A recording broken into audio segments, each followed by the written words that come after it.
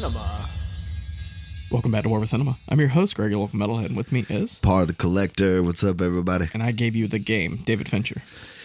Yeah, dude, I keep seeing that name, dude. What else has he done? So David Fincher. I feel like I like some of his movies. Oh, David Fincher. I thought you were talking about Michael Douglas. Oh, no, I fucking love Michael Douglas, man. Seven. Yeah, that's a banger. Fight Club. Banger. Social Network. Yeah. All right, yeah. Girl with Dragon Tattoo. See, I've seen that, but I didn't. Social Network. Social Network's good. It's actually one of the movies that makes me not hate Jesse Eisenberg, other than the Zombie Lands. Right. You know what I mean? So yeah, David Fincher has a catalog, but this is one of those movies that people don't really talk about much. They should. It's a pretty good. It's a pretty good. I mean, it is very whatchamacallit, time. It's in a certain time. Like yeah, definitely. You couldn't do this shit now with social media and like I don't know. People just have so much more access to other resources now. Like you wouldn't have to be a millionaire. You know what I mean? Mm-hmm. Which I feel like this is a lot like this. They should have called this movie White Privilege, because like think about it though. Like this whole movie is like trying to show like Michael Douglas that he's an asshole, like he's a rich asshole, and he should change how he is. I don't think he's an asshole. I think he's just a certain way. You know what I mean? Like he's instead of dealing with his pain from his childhood and all that good stuff, like he's just buried himself in his work, and he's become a Scrooge. Right. It really is like a fucked up Three Ghosts of Christmas, whatever. Right. You know what I'm saying? Christmas Carol. Yeah, that's exactly what it is. That's what it feels like. I kept thinking like, man, they made this guy like Scrooge McDuck in this movie. Yep. And he has to see. I think that's what David Fincher said, is he wanted to make a movie like Scrooge McDuck meets Mission Impossible with a little bit of the sting.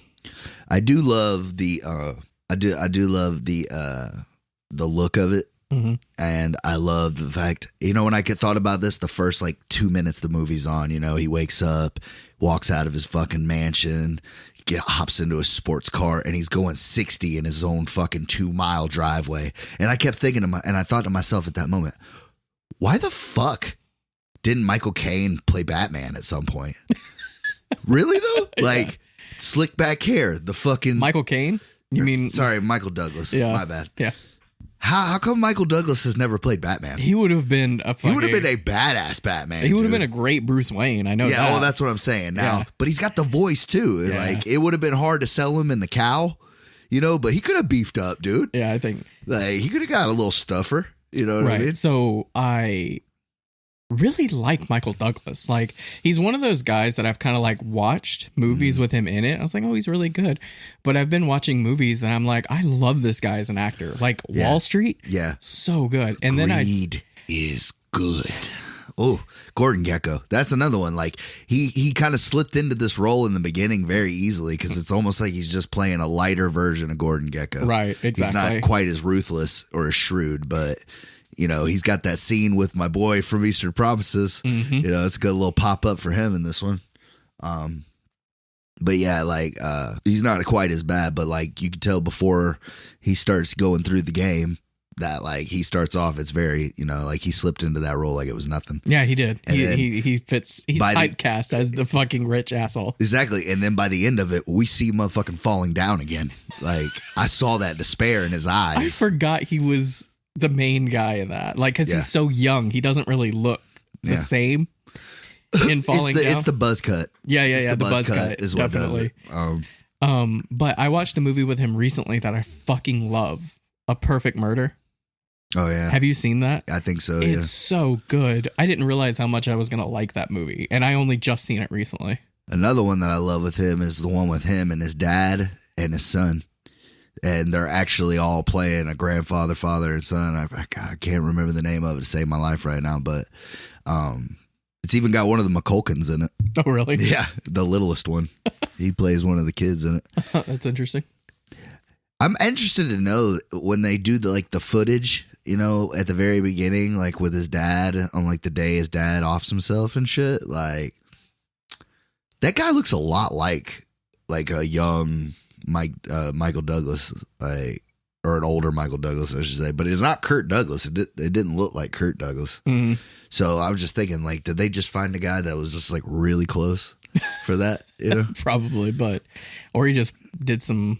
Or I was about to say, or Or- they just threw a nose on him or something is yeah. what I felt like. But I didn't pay attention to the credits. I should have waited for that. Who played the dad? Right.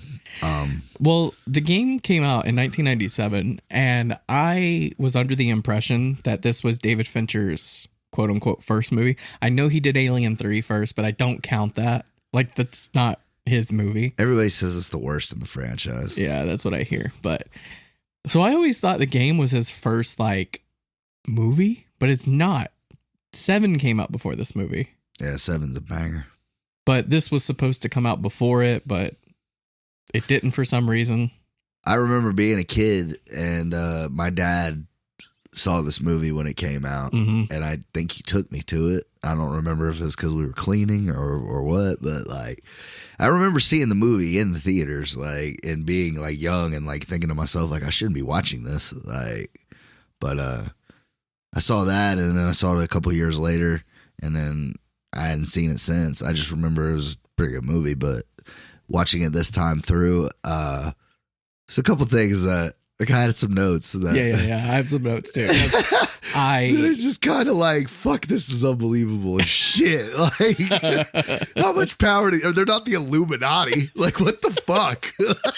We'll get into it because I was thinking, I was like, this is going to be the first time I'm roasting my own movie on this podcast. But he sells it so good, and that's what I remember liking about it so much from back then was just Michael Douglas being so good. He is really good, and David Fincher is really good with tension.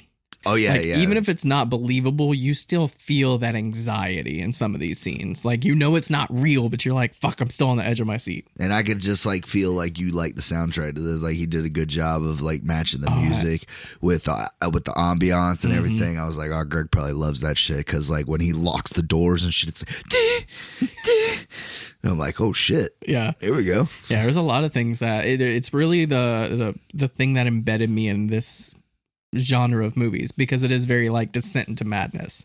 Like, I love those movies. Yeah. But yeah, we had the VHS of this for some reason. My dad bought it and I watched it obsessively over and over and over.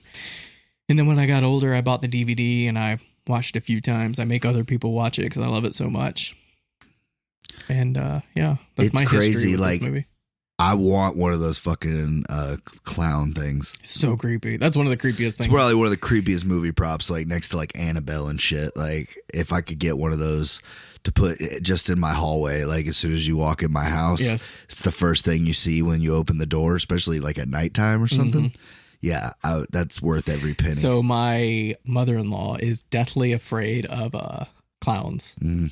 Most people are. She's really bad about it though.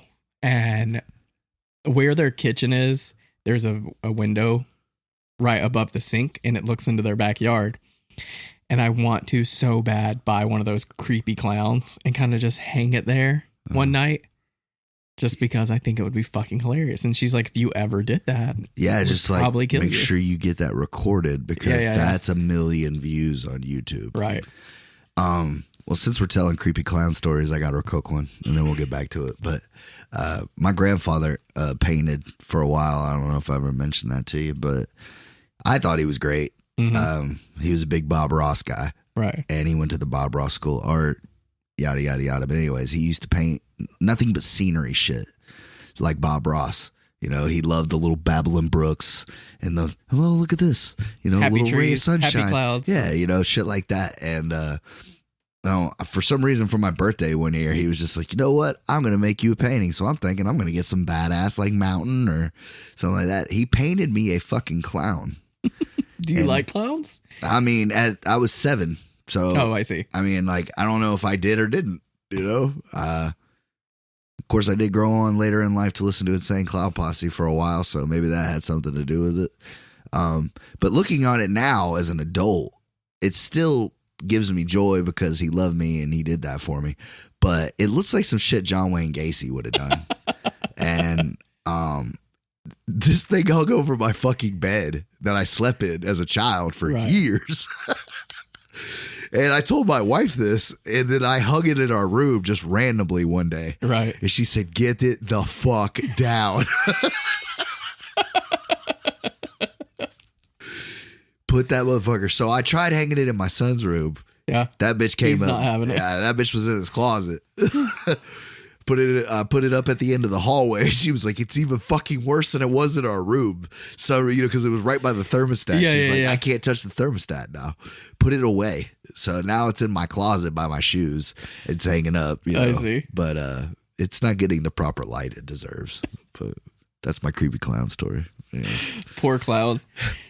Anyways, yeah, so what is this movie even about? What's the story? Give me the gist. Nicholas Von Orton.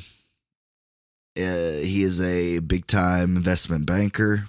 Gordon Gekko too, and he goes to work and he's got all these meetings and it's just showing he's a very busy man and he doesn't really give a shit about anything other than money. Yeah, he even goes to one of his branches to fire the main guy because he's not pulling his weight. That's like all he cares about. He doesn't care what this guy's going through. He only cares if he's making numbers, and he's not hitting his numbers, so he's trying to fire him. But and his like right hand, a woman that's been with him for a while, she's like, well, what about this with the goo and these people? And he's like, nope. She's like, nope. She's like, why do I even bother? Getting you in any of this stuff if you're never gonna go. Right. He's like, well, you don't know anything about social living. He goes, and how to avoid it. Mm-hmm. So then she's like, another lady comes in, and I guess she's just like a little secretary. She just takes phone calls, and she's like, your brother called and he wants to have lunch. No. Or Seymour Butts called. Exactly. Seymour Butts, and he's like, see, I was listening to a review of this movie, and I think they kind of got it wrong. They were like, why would he take lunch with a person pranking him with a name Seymour Butts? And I just wanted to say, like, I think he knows it's his brother. Right. Like, that's what I got out of it. Okay, I just wanted to make sure we were like on the same page. Like, he knows it's his brother just fucking around. Can I just say also, Sean Penn popping up in this fucking movie is like one of the craziest, like, you know, like, it's such a small part. But I mean, he kills it. He does, yeah. You know, it's like fucking Sean Penn, man. Like, you didn't have to, like, you could have phoned it in and got the paycheck, but nah, he came to work. Yeah. Like, he shows a good little bit of crazy in this movie. Agree. For what little bit he's in it. Anyways, so yeah, it's pretty much a joke on his brother. He goes, Seymour Butts, like, see, you haven't gotten any more mature, Conrad. Which, by the way, dude, like, how rich are these fucking people? They named their kids Nicholas and Conrad, like some rich ass names. Right. Like I said, he should have definitely played Batman at some point. It's gonna be bothering me. Saw it like 4 different times in this movie. I was like, fuck, he should have been Batman. If anything, Bruce Wayne leading up to Batman. Right? Maybe year 1. Yeah. Anyways. He's too old for it now. I mean, unless he's going to be... No, he could do Beyond. Yeah. He could do Old Man Bruce. Old Man Bruce would But they already got Keaton for that, which I'm fine with. I love that. Yeah. Well, who knows if the Flash movie's even coming out now, for being honest. There's so much controversy behind that kid, apparently. Dude, Ezra Miller is apparently a fucking monster. That's what the wife was telling me. He's been arrested like 4 times in the last month. Because he keeps assaulting people, apparently. Yeah, like he's just a fucking asshole. Like, you know what I'm saying? Like, never meet your heroes. Did he just get so rich that he just lost his mind, or has he always been this way? I wonder. Apparently, like, I guess from what, like, every day something else is coming out. Another former assistant that's had thrown at their head, or somebody he's fucking mushed in the face. Apparently, he's a drunk. And he's an asshole, and he's fucking entitled as shit. Taking a page out of Russell Crowe's book. More like fucking Marlon Brando. Like, no, Marlon Brando was just, I don't know what his problem was. Marlon Brando was an asshole. I mean, he was, but he just became like unworkable. He just, I don't know. He was weird. He was a genius, but like, you know. But that's the thing is, like, he knew he was a quote unquote genius, so he gave everyone a hard time because he felt like he was royalty. It's like, calm down. He's like Kanye. Yeah. Like, at least the Kanye of acting. Like, right. Everybody, like, you know how good I am. Yeah. So, like, why are we even fucking around? Like, yeah, they had what to. I want, or why am I here? He had to rewrite Apocalypse Now to cater to fucking Marlon Brando. Yeah.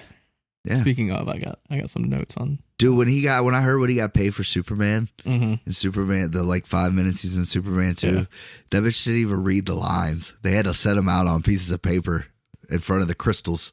That's a fun fact about Superman, folks. The Richard Donner that everybody loves. Like, they paid Marlon Brando $1 million for a day's worth of work, and he didn't even bother to read the fucking 2 pages of lines he had. $1 million for him to read it on the fucking spot. Fucking Marlon Brando. Dude, I mean, the guy, you got to give him, credit where it's due. Fucking balls on that guy. Yeah. But I do like the Flash, so I hope they do end up releasing it.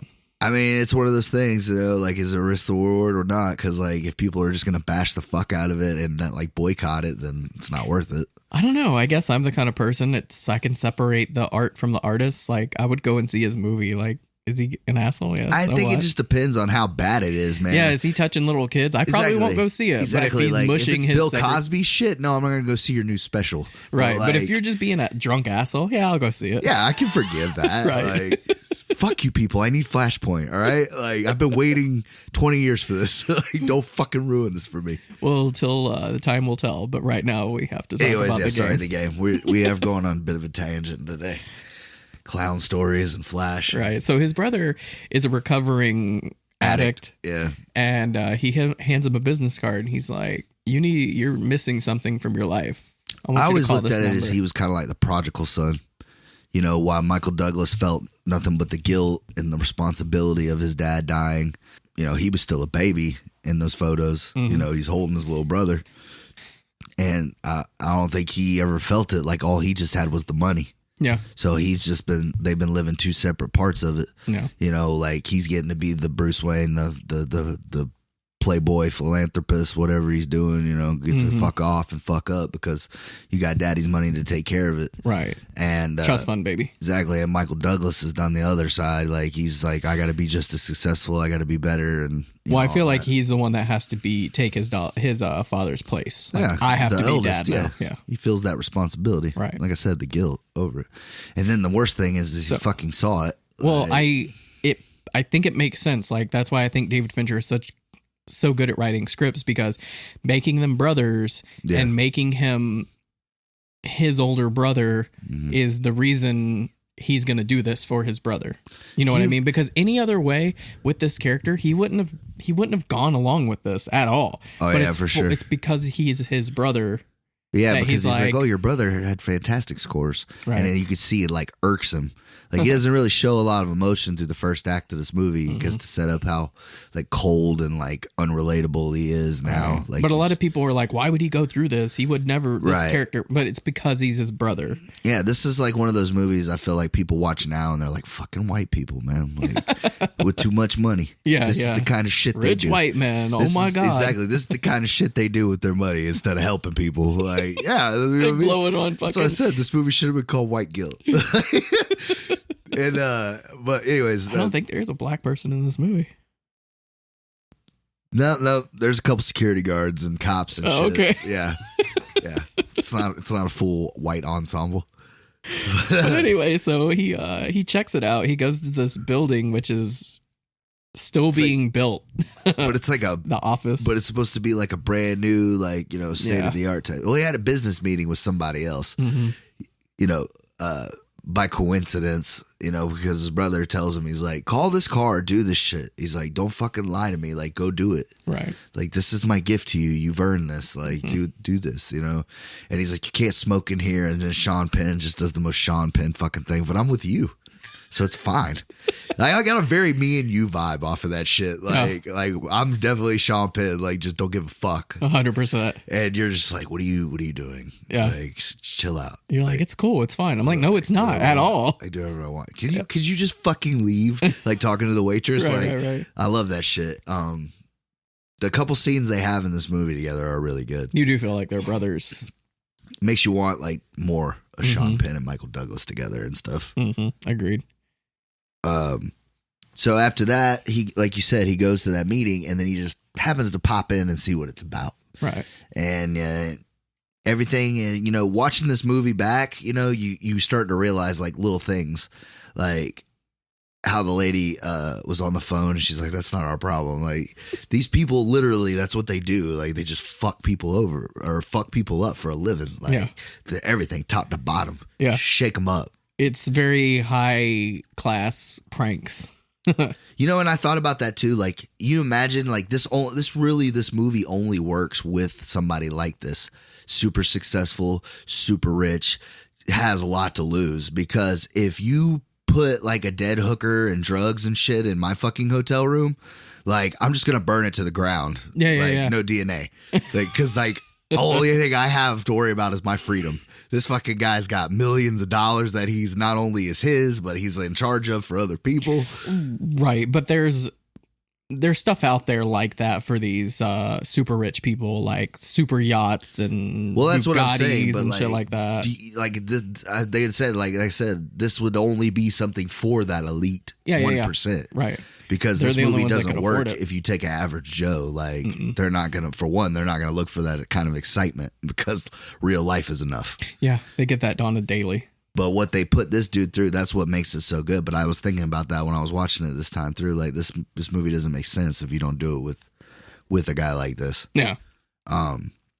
So he goes through like 4 or 5 hours of testing. He's there all day. They're making him on a treadmill. They got him taking a psych test, a sight test, all this stuff. Mm-hmm. For one, to get information on him, obviously, so they can infiltrate his life. And I also think that's when they bugged all of his shit and, changed all that. Because he was there for 8 hours and they knew where he was. Right. Like, and they went in and painted his whole house, all that shit. I think they had everything planned from the absolute start of it. Like, I mean, they didn't leave anything up to chance. If you think about it, every time he went to veer off the path, yeah, they had somebody in place to ring him back in. Yeah, but even his fucking ex-wife, like, who was pregnant with another man's kid. Right. They even got her in on it.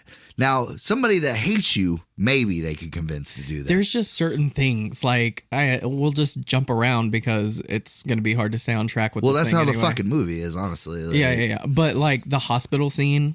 Yeah, that's so unbelievable to me. That's what I'm saying. You're going to dude. shut down a whole hospital for a prank? And if it's a fake hospital, man. Yeah. Like, who goes to that extent to fully staff it and to have ambulances and everything? Right, like, exactly. It's not possible. It's just, that's why I said, who are these people? The fucking Illuminati that just shut down? And dude, on the part where he gets in the fucking cab, like, what if he doesn't stop freaking the fuck out and tell himself, which, by the way, kudos to him, oh, it's a game. And he pulls this fucking lever out of his coat that they put there.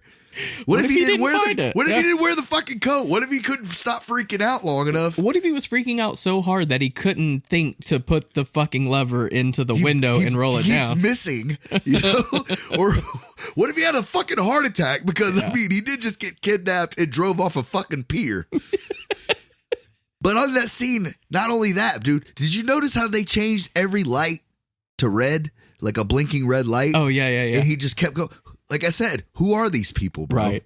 Are they the fucking CIA? Now they got controls to the traffic grids? Did they have control of dogs, too? Did they make sure the dog only bit his pants because... Dude, that was crazy, too. And it also speaks to his fucking status and, like, ego. And, like, I get it. That's what the Scrooge McDuck's reference. That's $1,000 right there. She's like, your shoes cost $1,000. He's like, that one did. So that they're actually $2,000 pair of shoes. Like, what? That's bananas. But that's what I was thinking too. I'm like, was this dog trained to just bite his pants? Like, what if they didn't get up the there? suit's only worth $1,000 tops. Go for the loafers. That's where the money is, Pooch. That's where the money is. So this is one of those movies. Like, I watched it when I was a kid, so I have like the nostalgia, and I've always been able to like turn my brain off and kind of just have fun with it. Kind of like your action movies, you just turn your brain off and have fun. Don't think about it too much. But we review movies, so now I have to be a little bit more critical. And I'm sitting here thinking about this movie. I'm like, God, none of this could work. None of it, dude. Like, eventually, you really have to This man has called the cops. He's had detectives come in. They set all that shit up, like everything, man. They had a dude fake his own death, piss his pants, shit himself, whatever. Right. Like, they pushed it all the way. But I'm just like, this is all going off of a guy that's really like, I don't know, like they had to keep pulling him back in, but even still, like, I knew what happened to this movie. I've seen it a million times. I still felt that sense of anxiety when I watched it. Like, I don't know. I think David Fincher did a really Michael Douglas sells this shit. You know what I mean? Like, he's really like, and I think it's still believable because he is such an uptight rich motherfucker that, like, he's never had to go through that kind of struggle. Not like that. Right. You know, and they also played on his family, you know, pain and stuff like that. And because they had his brother was the fucking puppeteer. You know what I mean? His brother was really the, I wish they would have showed what the number was. Yeah, right. What's that? He's like smoking a cigarette. Bill. The fucking bill. He's like, you want me to half it with you? Like, would you? That'd be awesome. Like, yeah, because I'm thinking it's like that kind of money. When you are stupid rich and something is still expensive. Wow. Yeah. Yeah. Like, what is that number? What's the number? What's that number? With all the actors and all the props and everything, what's the number, Nick? I guess it's like a movie, kind of. I think it's like the Marcellus Wallace's like briefcase. No. I'm asking you, like, what do you? What do you think it would have cost to pull something like that off? Yeah. Like if I wanted to do that to you? Yeah. Oh shit, bro. We're talking big money. They shipped that motherfucker to Mexico, bro. In a box. Put him in a fucking all white suit and buried his ass. See, that's another thing too, is like you ship him to Mexico. What if he doesn't make it back? What if the cartel decides to keep him? What if he takes a left instead of a right? Like, yeah. Well, I mean, they had everybody planned. Like even that guy at the fucking embassy. I think he was put there. Yeah, but there's a line. Because that's where what they were trying to do was to let him let go of the past. Mm-hmm. And all he had left, and they did it on purpose. The only thing they left on him was his dad's watch. Yeah. And like, I think that they were planning, I mean, he probably got the watch back, honestly. Like, out of all that, if he wanted it, which he probably didn't, because that was the whole point. He learned his lesson. Yeah. I'll get to that in a minute, because that's probably where I was like the most pissed off. Not pissed off, but like was just like laughing, like, yeah, okay. But yeah, so, he has the thing with the clown. He gets the key. They're like, you'll never know. I really loved how the TV stopped the broadcast. Yeah. It was calling him a rich dumbass and this and that. And then he's like, this is your game, Mr. Van Moten. And he's like, how does this work? How are you watching me? How did somebody get into your house and put a camera? And he starts like fucking hitting the TV. Yeah, breaking the fucking panel off. How dangerous that is? Yeah, right. While it's on, sticking shit in there. He goes, that's impossible. He goes, yes, impossible. He goes, and you're talking to your television. Like, that's another thing. Like, how do you do that? Yeah. How do you get the anchor to? I would pay good money to be able to fuck for my friends while they're watching TV. Just be like, they're watching a basketball game, and I just take over the broadcast. Yeah. And he takes a 3, and who gives a shit? Where's my money? Like, that would fuck people up. That's the kind of dumb shit you would do if you became stupid rich. Oh, yeah, dude. I would just pay to fuck with people's cable. 100%. Just to fuck with people in general. Just to drop like random shit into stuff that you've seen. Thinking about this the other day. You used to do this a lot. You haven't done it in a while, but what would you do for $1 million? Oh, yeah. Stupid shit. And then I was thinking, if I became dumb rich, would you pay to watch people do? No, I would go around people having those conversations. I would do this for $1 million. I'd be like, I have $1 million. I want to see you do it. But that's the thing, though. How rich are you to have $1 million? That's what I'm saying. I want to be stupid rich. Like I have $1 million that I can just throw away. Well, you're talking billionaire status. Yeah. Yeah. Like that's. I mean, I could have like $50 million, and you're not going to give $1 million up for something fucking stupid. I fucking would. It depends. You think so? Yeah. I don't think you would. Well, if you do, give me a call first. Yeah. Oh, I will. I'll be first in line to do this said dumb shit for that $1 million. I have a list that you have made that I want to see you do for $1 million. I need to see this set in action. Yeah, because I mean, we can all talk about semantics and how I really feel at the end of the day, but when cold hard cash is sitting there, yeah, no taxes. I mean, got to do what you got to do. Hey, man. I would feel some type of way if you didn't do it. I don't know how I'd feel about you as a person.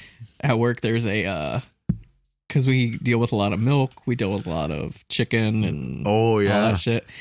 The trash can in the back, whenever they dump it and bring it back, there's always an inch layer of like liquid still left in the bottom of that. And I'm just like, for $1 million, take like a big gulp of that. You would die. You wouldn't die. The bacteria, you would die. You would get sick, but you'll live. You could die, though. Yeah, I don't think you could. You'll get sick, but you won't die. Bro, that's like 4 different kinds of food poisoning at once, bro. You would fucking die. You get milk, sour milk. Salmonella, botulism, fucking whatever the other one with the fish and all that. Like, dude, there's so many different kinds that, like, your whole immune system would shut down. That's the $1 million. Would you be willing to roll the dice? Yeah, for the $2 million of medical bills? No. Obviously, I meant something that wouldn't fucking kill me. Gross is one thing. For my health is different. Like, we're not talking about some pain. We're talking about dying. I feel like you could make it through it. I probably could, just because, like, I'm a fucking survivor. But, like, the average No, I bear, think you just put so much garbage in your body. It would just be like another Tuesday.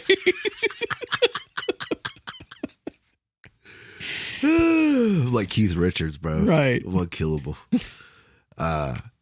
Anyways, back to the game. But it does make you wonder, though, with how people can, like, get to that point. Like, you know, he's just gotten so... Yeah, he's a robot walking through life. Right. He's kind of lost touch with, not reality, but his emotions. And I don't know what, I guess it was just because of how he felt about himself and his image. Like, they kept fucking his clothes up. And that was ruining his day worse than anything. Well, that's the thing, is he has such an attachment to materialism, money. You need to get rid of that. All that. Yeah. And like I said, when they sent him down to Mexico, I thought was like when he finally let go. Like, he started being resourceful and all that. And this movie does have one of my movie pet peeves that I can't stand, is the fucking trash can. Like, it drives me crazy when this is in movies, when people jump from high places into a trash can. You don't know what's in there. It's not full of pillows. Right. There could be sticks. There could be AIDS needles. There could be a bum in there. There's no telling. Well, but hopefully there's a bum in there. Break your fall. Yeah. Like, dude, it's not even what's in it that bothers me more about that jump. It's what if you, like, you're not gonna hit that shit. Like, yeah. Dead on. Your arm is gonna go off to the side, a leg. You're gonna break a fucking leg, your back. Like, what if you landed on that shit half and half? They always lay it out perfectly, like you're a fucking stunt double. How are you in a wheelchair now? Which also brings me back to the third act of the end of this movie, which is the biggest fuck you to everybody who's ever watched anything in their lives. Like, that distance he falls, bro, I don't give a fuck how much padding's down there, bro. You're going to die. No, because it's been proven there's a lot of stunt people that fall from that distance. Bro, you going to tell me that's on an episode of Mythbusters, though? They dropped somebody from 12 stories down? No, there was a guy that... Dude, he went through 4 things of breakaway glass and all that shit. Like, you're telling me that's what broke his fall? There's a guy that he skydived from outside of the atmosphere without a parachute and landed on a net, and he was fine. You sure? I'm just saying, like, when you're falling... Yeah, okay. All right, I'll give you that. But I'm assuming he has some kind of wind, like, thing, like, where he could take some of the inertia off of the fall, you know, something. Like, he had to have some kind of level off because he'd have caught on fire, bro. The only problem I have with his fall is, how did you know he was going to jump off that part of the ceiling? How did you know he wasn't going to fucking fly off into the wind, bro? Like, yeah. You can't calculate that shit down to like that. Like, I feel like you can, but you can't predict. There's what too he's many gonna variables, bro. Too many variables, bro. What if he had somehow got a gun that wasn't one y'all put there? Yeah. And what if he really shot his fucking brother, which he thought he did? Or shot himself. Exactly.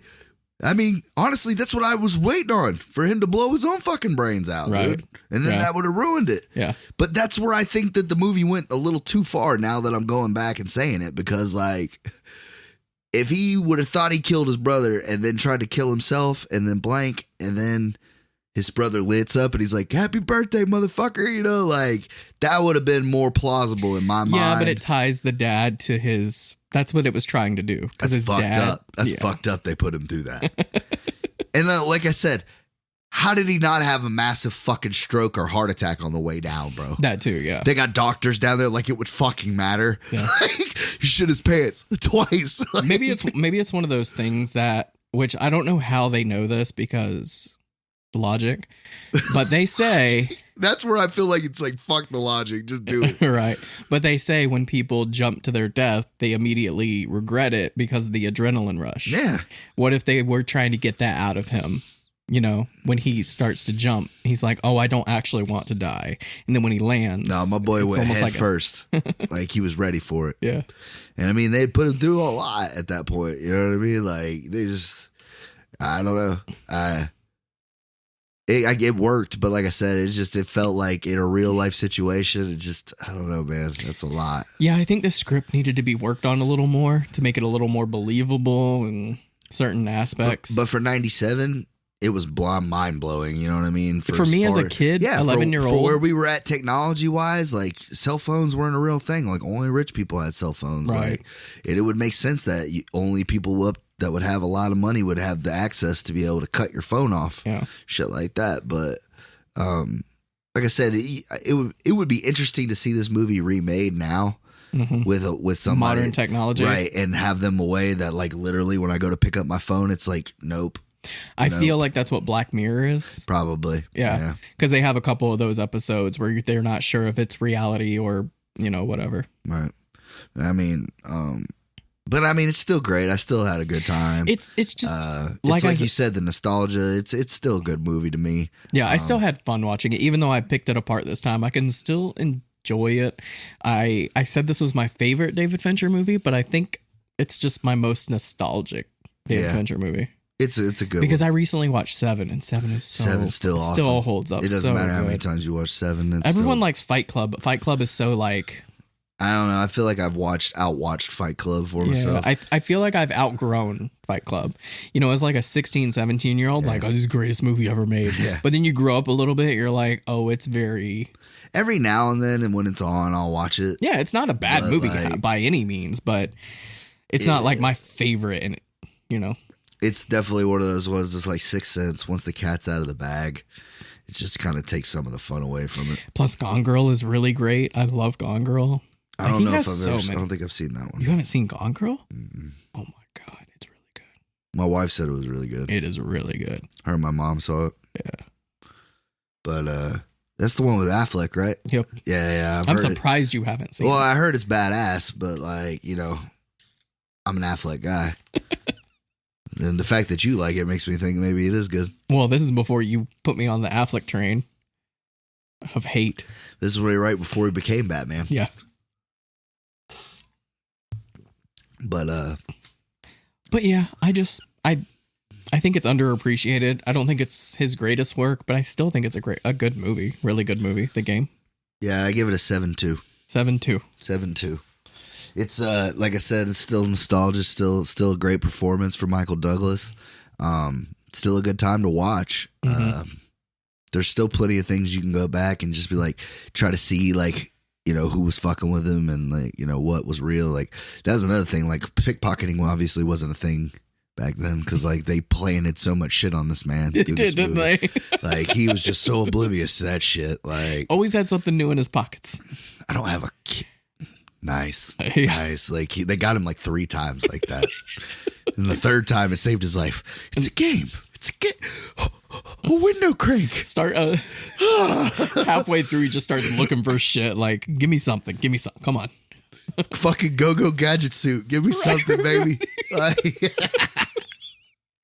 I give it a check it out. Yeah, I mean, like I said, if you're a fan of Michael Douglas or if you're a fan of David Fincher, it's worth a watch. Yeah, worth a watch. Check it out. Yeah, I don't think it's a highly recommended. It's more so like if you don't know what to watch and you just want to have some adrenaline fun. If we get to 100 followers on TikTok, I'll send you a copy of the movie The Game.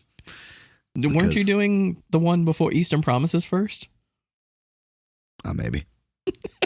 If you want, you have a choice between either Easter Promises or The Game. Yeah, ask you. Whoever wins the first giveaway, which is in 27 followers. So, follow us, guys. Like, I'll try to get that TikTok going. Yeah. Post TikToks. So share with your friends. Yeah, man. Yeah. TikTok's where it's at. Right. But yeah, The Game. Did you know what you're going to give me? I did, man. And Are we doing Jay and Silent Bob? I thought about it. Mallrats. Thought about it. Chasing Amy. I really wanted to go back to comedy, but I've been having such a good time watching these fucking gangster movies, bro. And I've been waiting for an excuse to watch it, and I just keep seeing it. It's like in my face, so I just think it's the universe telling me to do the review on it. And for us to show our fucking solidarity and support to the man who's going through it right now, we're going to do Black Mass. My boy Johnny Depp. Yeah. Yeah, we're going to do that. I don't know if I have it. I was going to do Blow, but Blow's been done. Blow's really good too. Blow's been done. I many really times. like Blow. And but I think Black Mass is good because it's I don't the feel less like it talked gets about one. Agreed. Yeah. And I'm interested to watch it because I've seen it a couple times, but it'd be good to go back and watch it. I think I've only seen it once. I have it. Maybe twice. I have it on DVD or it's on HBO Max. Yeah. If you want to watch it. I think it is on HBO Max. I know it is because I keep seeing it when I'm going to watch my HBO shit. That's why I said it's been looking at me. Yeah. So that's why I wanted to do it. So we're going to put off the comedy and we're going to go right back into the gangster shit, my boy, because that's what 2020 is. After that, I'm just going to, I know I'm not going to pick this, but it would be cool to do Killing Him Softly. Oh, I fucking love that movie. That is the one movie I took the wife. Damn, I should do that one day. I took the wife to see it in theaters. She literally covered her face with her hands. Everybody I knew that saw that movie fucking hated it, man. I loved it. I don't know what it is about it. It's a simple, stupid fucking story, and it's not even like Glory Days mob. It's like very like what it's come down to now, just like fucking pretty much a gang of guys, not even a mafia family or whatever, like just fucking killing each other over fucking hundreds of dollars. Yeah. A couple grand. I really enjoyed it. I thought it was a fun for whatever movie. Reason, man. It's got what People I don't want. Like it. Good dialogue, man. Yeah. You know, you say dialogue's lost on, like, that's the movie's got great fucking dialogue. Very underrated Brad performance. That's Brad Pitt performance. Yeah. But Black Mass. We'll get around to it one day. But yeah, Black Mass I'm excited about. I'm gonna have to figure out what I'm gonna give you after that. But we stay with Johnny Depp on this podcast. I liked Aquaman, but they can find another mirror. It'll be okay. I have a few pickups. Oh yeah, I forgot. Yeah, show me them, man. So last time I didn't do this one because I forgot I had it. But I got the steelbook of the Spider-Man No Way Home. That's so beautiful. So beautiful. I wasn't going to open it, but the wife's like, I want to watch it. And I was like, I guess I'll open it because they did a limited release of this. You can't buy this. Spider-Verse exists. Yeah. Spider-Verse exists. Plus, it was a good movie, good nostalgia movie. It was, bro. It really just made me feel so good when I walked out of that theater. Yeah. Like, it was kind of like Endgame and like, you know, well, I didn't get to see Snyder Cut in theaters, but that's how I felt when I got to see it. It just felt like I got to see the whole thing. Yeah. It made me feel good. Nostalgia epic. Mm-hmm. This one is just a movie that someone recommended to me. So I did a blind buy. It's called In the Mood for Love. Never heard of it. It's by Wong Kar-wai. Apparently it's like a masterpiece of a movie, so I'm gonna check it out. It's a blind buy. I've never seen it, so I'm excited to check it out. It's a Chinese movie. Yeah, cool. So I went to Best Buy to pick something up, and then I went in their movie section, and I asked the wife, I'm like, are you going to make me choose between these two, or can I like get both of them? Not that I need my wife's permission to buy shit. No, I get it, bro. It's out of respect. Yeah, it's just like you like living in your house. But I couldn't pass this one up. Damn it, man. You just had to shit on my Apocalypse Now special edition and got an even more special edition, dude. It's the 4K Apocalypse Now. Dude, look at this. That's massive. Oh my God. It has like every version of Apocalypse Now. I see that. I think I have like 2 of those. How fucking crazy is that? And they're 4K. Like, I'm excited to dive into it. Like, I keep doing these director edition episodes. I think we might have to do Apocalypse Now one day because I want to talk about it. Well, how am I going to know that I'm watching the same version you're watching? I don't know. We're going to figure it out. I'll break the ones I have over. There's 2. It's kind of like Blade Runner. There's so many copies that we'll just compare notes. Because I got a Blade Runner Final Cut. You've got one. Who knows if they're the same Final Cut? Right. Dude? And then this is the one that I could not leave there. I've been wanting to get this. You shouldn't have left it there. And I finally have it. It's the RoboCop 4K release by Arrow. It's beautiful. The special edition. It has all the booklet and everything, like Donnie Darko. Mick would stab you for that. Yeah, he told me he's like, I got the steelbook, but I kind of want that one. Arrow, man, they make a fine product. Yeah, they. I love their special editions. But yeah, I grew up with RoboCop. It's like, I'll wait. But it's just very nostalgia. Like, that's beautiful. I don't know. If you grew up in the 80s, 90s, you fucking nostalgia for RoboCop. So I had to get it for myself. I love the way those cases feel. Right. God, dude. They're so well done. But the thing is they take up so much room that I have to be very like selective of the ones that I buy. I don't want to hear about room. I got shit falling over. You have so movies that you don't even like. That's the thing, is you just buy everything. I mean, like, would you like to say you had it and you didn't? Like, you like, oh, I don't have that, but I do? It depends. I don't want to have things that I don't like. Mostly I just stick to stuff that I like. Yeah. I gotta, you know what? It's stupid now that I'm like trying to collect all these, but like I want them. Like it's my new mission. What's that? For the movie collecting. Do you remember the Reservoir Dogs 10th anniversary? I have the Blu-ray, yeah. Okay. It's not the Blu-ray. They're the last, like right before they started making everything on Blu-ray. Okay. Well, mine says 10th edition. Yeah, yeah. It's the 10th anniversary, but what it is like they did one for every character. Oh, okay. They have a Mr. White version, and it's got Harvey Keitel's greatest lines from the movie and a little booklet that comes with it. Well, they made one for everybody in the gang. There's a Mr. Brown, a Mr. Orange, a Mr. White, a Mr. Blonde, a Mr. Pink, and a Mr. Blue. Okay. I have 3 of them.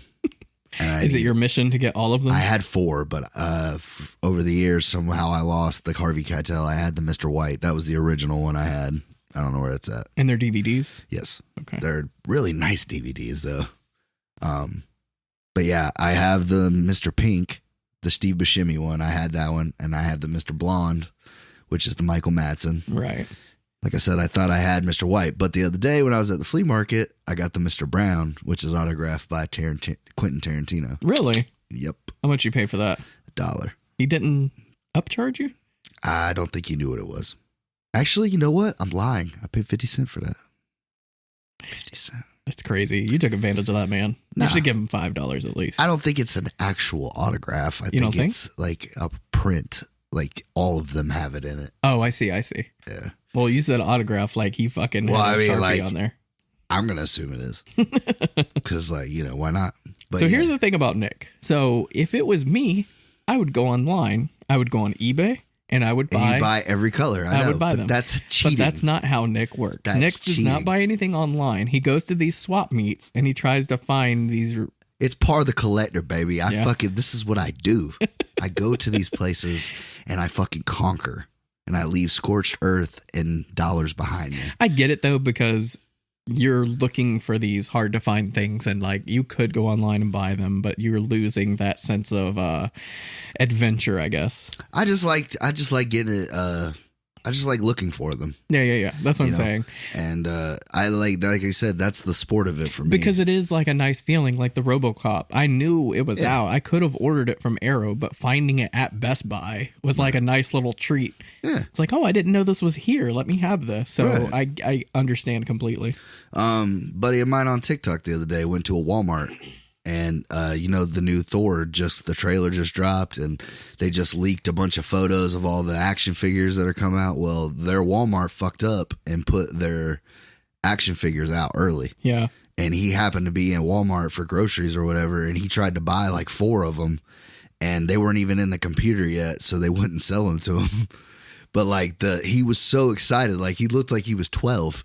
Could he put them on the layaway maybe? They said that they were going to end up putting him back in the back because he was like the 40th person that tried to buy him and they wouldn't let him. Wow. So, but I guess he went back like a week later and the only thing they had left was like Thor. So he got one of them, but like the look on his face was like the look on my face like last week when I found those carded Toy Biz X-Men, for $3. Like I was just like, bro, that's all you want? It's $3? Right. Like, if you go to any kind of toy collectible shop, that dude's going to get 10 to 20 all day on all those if they're still in the package. Yeah. So how know. do you feel about, because I seen this in one of my groups and people had differing opinions on it, but how do you feel like, let's say you find something that's worth thousands of dollars, like a comic that you know is worth thousands of dollars, and some old man is selling it for, next to nothing. Right. Do you say something? Or do you just buy it from him? I'm gonna buy it. No, but here's the thing. You know me now. Like, I don't sell anything. Right. So if me buying it, like, I don't look at it the same way that most people would. Like, fuck this old man, I'm gonna turn around and go sell that bitch on eBay for $2,000. I'm not that guy. Like, right. I could know it's worth $2,000 and I'm still gonna go home and put it in the collection with the rest of them because to me it means something to have it. Yeah. And like you said, if it is worth that much, it's just gonna keep going up. So, why shit on that old man just that much more? Yeah, I was in this audio engineering group, and this guy posted a mixing desk, and it's an old mixing desk from back in the day that's worth thousands and thousands of dollars. And this old man sold it for a couple $100. So he bought it and then posted, he's like, I feel bad for only giving him $100 because this thing is worth way more. And everyone's like, you gotta fucking do the right thing. But you don't, though. Like, that old man may have known how much it was worth, but if he No, he said he didn't know anything about it. So I mean, I don't know, man. Because I said I've had other people, but that's on him for not looking it up. Right. Maybe. I've had people that have literally said, look, it could be worth money, it could be worth nothing. I'm tired of fucking looking at it. Yeah, I guess you're not wrong. Yeah. I've never went to any yard sale, any estate sale, anything I've ever gone to. I've never went and badgered the motherfucker into selling it to me. I tell you a price. If you want to go up or down or say no, thank you, I go on about my business. Right. But I feel like fair is fair, man. Yeah. Now that I think about it, if you're gonna sell something, you should at least look up what it's worth before you just start slinging a price out. The bad part about it is that shit can go the other way too. They look it up, and because you see it listed on eBay for $900, that doesn't mean it's worth $900. Go to it's what somebody will pay. Yeah, exactly. Right. And like, I feel like because people think something's old, it's automatically worth money. Doesn't mean shit. I have stuff in my house that's old as fuck. It's not worth anything. Yeah, it's important to me. And I like it. But it's only because I paid 50 cents for it, so it's worth that for me. No. Would I have paid $20 for it? Absolutely fucking not. But I don't hate on people for what they spend their money on. But that's my whole shtick. I feel like I've gotten out of all this time I've spent on YouTube and talking with you and doing TikToks and all that shit. I think that is my shtick, man. Like, I'm just a cheap motherfucker, and I'm not ashamed of it. Like, if I can get a $20 action figure for $1, I'm not mad at myself. You brought up Walmart, and it reminded me. So Walmart had a Scream edition of The Fly. It had all versions of The Fly, and they were selling it at Walmart for $30. Right. And I was so close to buying it, but I was like, nah, I'm going to leave that there. I cannot find this for under $80. Really? I'm so mad I didn't buy it. I see it at FYE. I see it online, and this thing has not gone on under $80. And I'm like, I missed it. Well, I mean, it's not always like that, though. Oh, I know. But that's the thing, is you find something that's really cheap and you don't pull the trigger on it. And you're talking about The Fly, the movie with Jeff Goldblum? Yeah. They did multiple. They did multiple versions of it too. I was saying, are you talking about a figure or are you talking about the movie? All the movies. Okay, well, see, it's a box set. You may not get the $30 collectors or whatever, but I can get you The Fly on DVD all day for 50 cents. See, that's the thing. I want the collector's box set. You're just a collector's too, man. That's a shitty movie. The fact it's even made on any fucking disc is a miracle. Some people cherish that movie. I'm not saying it don't, but to be honest though, some movies, just the fact they are made on DVDs, like the old Clash of the Titans, like. That's a rare DVD because nobody fucking wants that movie now. Like, I own that. Like, I take pride in that shit. But yeah, I mean, I don't know. There's always something that collects somebody or somebody that collects something. Yeah, Yeah. And I just don't like I don't know. I just think about it like If I could spend $40 on one fucking movie, like I See, could that's the buy thing. somebody's entire movie collection for that. That's the difference between me and you is Your quality over quantity. RoboCop was $30. Apocalypse Now was $20. That's why I pulled the trigger on it, because it was only $20 for that 4K. $50 for 2 movies. Well, what you spend on Apocalypse Now, I take for a whole day. Yeah. At the flea market. And you buy a bunch of shit. And like I said, that 20 makes me happy. Broken up into the little pieces, and that's how you spend your 20. Right. And there's nothing wrong with either one of them. I am excited about the Apocalypse Now because I told you I bought that one and I showed it to you. Yeah. And I think that's what made you go get that one. If thinks he's going to show me an Apocalypse Now, I fucking got one for his ass. I have the I have 6 sticks. I have the Steelbook. Yeah, that too. And no, it's just 4K and it was $20. Like, it's not, I'm not going to see it lower than that. I get mad because like I don't have a 4K TV or like a 4K cord. I think my PS4 plays 4K. And I think it's the 5. Is it the 5? Yeah. Probably. So I don't have any reason to have. I have one 4K disc, and it's Sicario 2. But you don't care about that stuff. I do. I don't get me wrong. There are certain movies like over the years that like I used to not be like. I'd be like, why the fuck do I need that on Blu-ray? And I still feel that way. Like if I probably have 6 comedies on Blu-ray, then I'm like, this is ridiculous. Like why do I have these on Blu-ray? But anything action, like big budget, like I like to have a better copy of it if possible. I've just gotten to the point where if I can't find it, or if they haven't made it on Blu-ray and up, I have to get it on DVD. Right. But if there's a Blu-ray or 4K out there, I want to go for that one.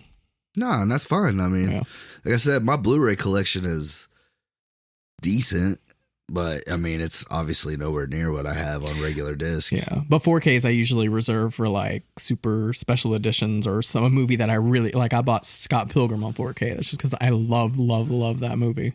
I got a buddy that he only collects fucking 4Ks and Blu-rays. Like he won't buy a regular DVD anymore. Yeah, I'm kind of getting that same way, but to each their own. Hey, get it, dog. Yeah, you got it. You're just like as long as I can watch the movie, I don't care. My whole thing is when it gets to the point where like a movie you can't find it on any streaming service. Yeah. Then I'd rather have it on a disc than not have it at all. Mm-hmm. And it's getting that way with certain shows. Like, it is.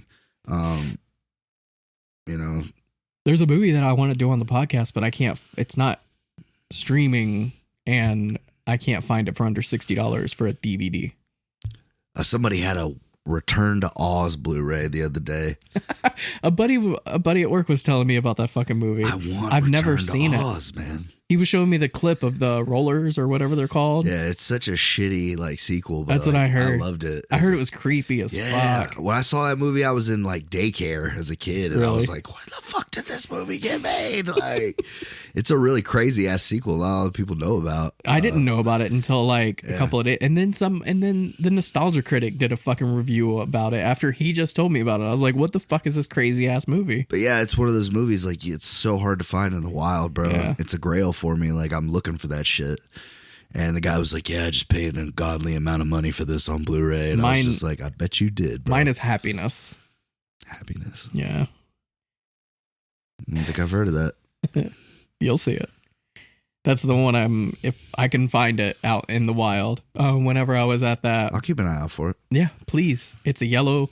It has cartoonish characters on the front. It's called Happiness. It has what if I Philip seen it like Seymour 5 Hoffman times and I just like was like, I don't know what the fuck that is. Just maybe, but yeah, it's a holy grail movie that I want so bad. And when you give it to me, we're gonna do it on the podcast, and you're gonna hate me. I bought a movie that literally I had never heard of the other day, only because it was 50 Cent and I had never seen it.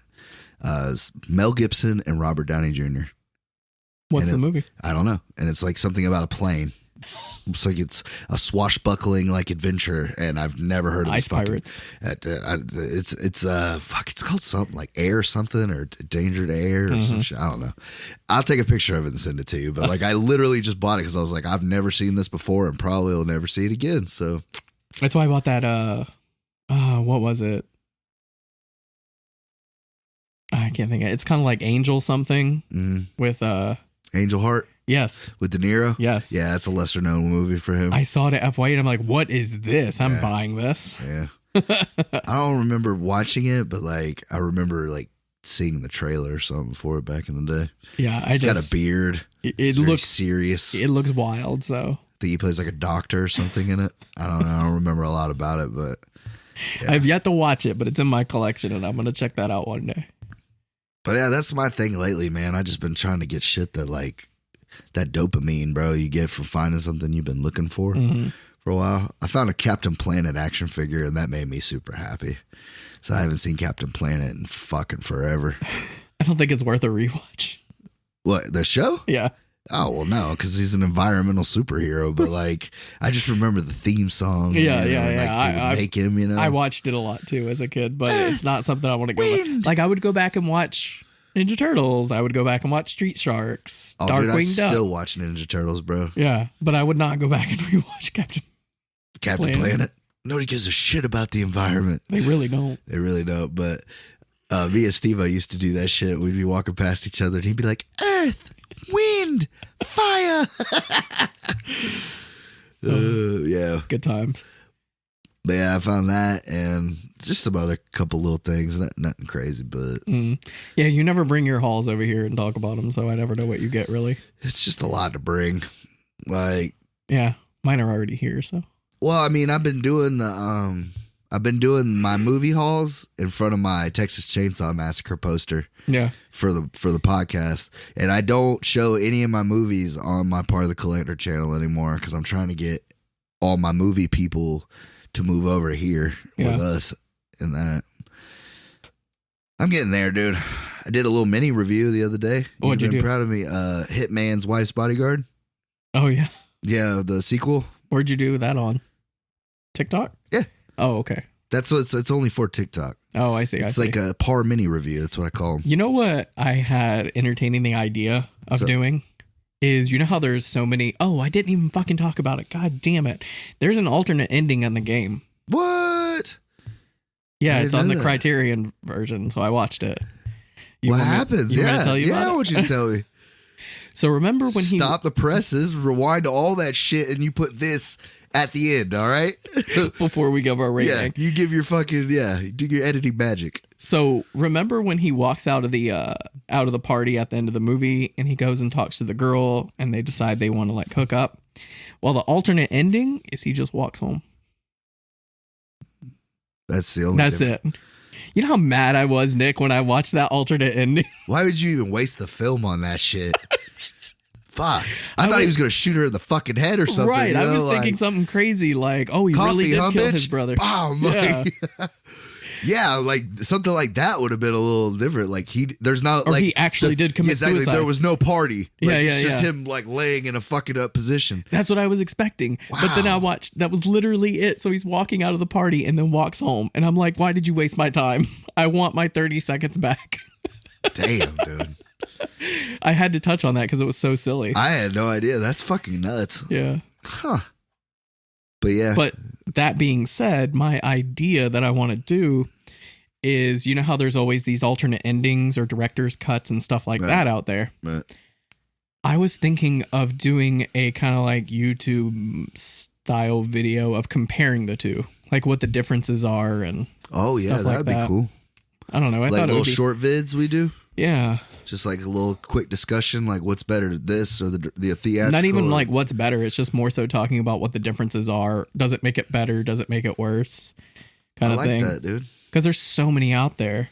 That's true. Like we just watched Donnie Darko and there's a director's cut and theatrical. Yeah. Yeah. So I think it would be a cool little discussion thing for me to do. That would be cool. But I don't know if I'm going to do it. So if anybody wants to see that, hit me up and.